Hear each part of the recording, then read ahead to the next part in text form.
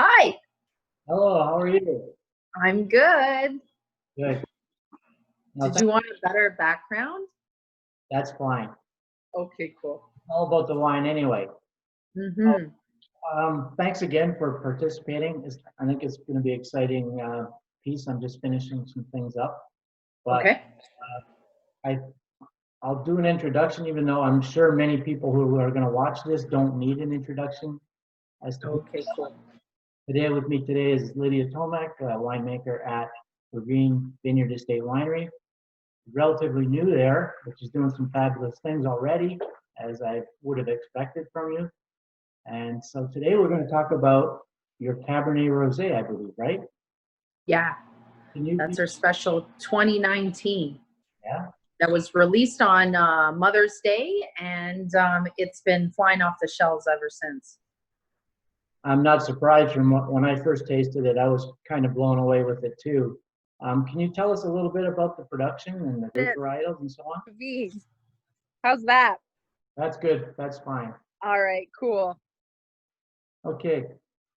So tell us a little bit about the wine, how it's made, the varietals and whatnot, for the people that are listening. Sure. So that Cabernet Rosé was made using Cabernet Franc grapes. And those grapes were picked just down the road from us, about 2 kilometers away from the Niagara River. And what we did is we picked that earlier. We did a nice soft light squish, and we kept a portion of it on the skins just for about 4 hours before doing a press, just to get some combination and different levels of extraction in terms of fruit and color. But the really cool thing about that batch was we separated some of it off and we put some into barrel, and then we left some into stainless. And so after making our selections and fermenting to dryness, we decided that we would throw a little bit of an oak component in it, which you really can't pick up on because the barrels were older. But because they were older, they sort of let those strawberry tones round out, so that in the end, what you're getting is a rosé that is soft. It's light in color, soft extraction, but still elegance and crispness and acidity, and then a nice finish of like a lingering strawberry jammy note that comes through, but more on the fresher side. Yeah, I was really taken with that freshness and the dryness and the acidity on that wine, which was really, to me, a food-friendly aspect, which helped me to devise a couple of dishes. I wasn't sure which way to go initially. I had one idea, and then I had a second idea, and in the end, I decided I think I'll do both and see how. I wanted to show the diversity of rosé when it comes to Yeah. medical food, because it is a pretty broad spectrum wine. And I really, And that's what really you get enjoyed it. by doing that earlier pick. Right. So by doing that earlier pick, you're capturing obviously a lower pH, higher acidity, and sometimes and those are some principles that I use when wanting to make a very aromatic white. And so this is sort of that hybrid where it is a red grape. It's intended to be one of the most boldest reds of Niagara, and you're kind of morphing it into an aromatic white style, or using those same principles, I should say, to emphasize those aromatic white styles, even from like the yeast strain that we use to how we ferment it.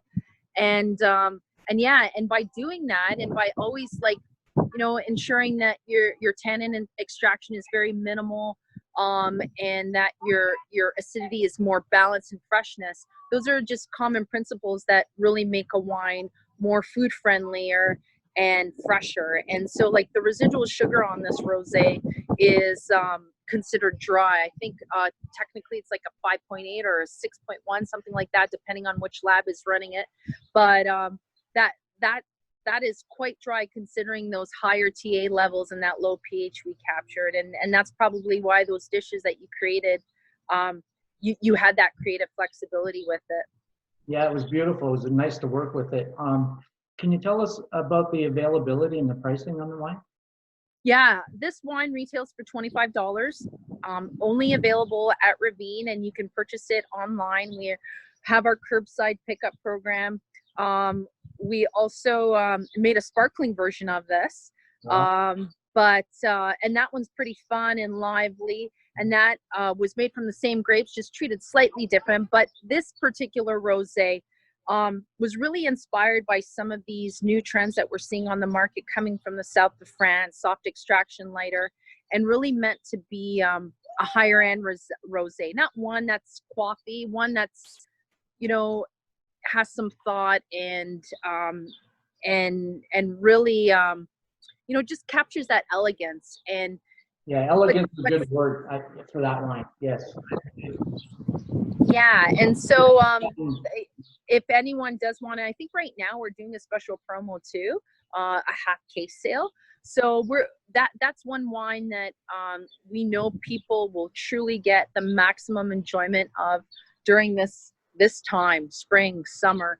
And so we're doing everything we can during this COVID sort of time to maximize and really make sure people are getting to experience this wine when it's at peak pairing time, season wine, and seasonal fruit and vegetables and all that, everything that is coming from the gardens will just pair so well with this wine. Yes, it's perfect timing. The release. I'm really happy that I was able to pull something together here in time for National Rosé Days coming up. So I think this is a good lead into that. And from my first taste, I fell in love with it. Like I said, I was in a quandary of how many things to try to prepare, but I had to scale it down. But when you see the finished product, I hope you'll like it. Well, it was made with the most adventure and with the highest adventurous intent. So hopefully people will carry that through in the kitchen. And, you know, even if adventure to you is playing around with serving temperature, I find this wine is awesome cold. And, you know, just leaving it out for, you know, an hour after taking it out of the fridge, it's a completely different experience and a little more savory. And so the same applies to what you decide to pair it with in the kitchen. Right, exactly. Okay, Lydia, thank you so much for taking the time. I know you're busy. I'll let you get back to the cellar or wherever you're headed up. Right. I'm going to the cellar now. I'm doing barrel selections for our Bordeaux Red, so I don't know. Nice. I might have some blue teeth or whatever, but yeah, that's where I'm off to. Life's tough. Great. Okay. Appreciate it. And hopefully when you see the result, you'll be as inspired as I was. Okay. All right. Thanks so much, Mike. Take care and have a great weekend. Thank you. Bye. Bye.